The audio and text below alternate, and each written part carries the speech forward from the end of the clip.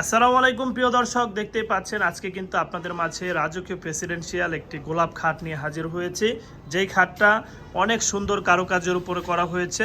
খাটটা কিন্তু 6 feet by 7 ফিটের ফুল বক্সের একটি খাট, দেখার মতো একটি খাট আপনারা এই মুহূর্তে দেখতে পাচ্ছেন। এটা হচ্ছে খাটের ছোট পাখা আর এটা হচ্ছে বড় পাখা।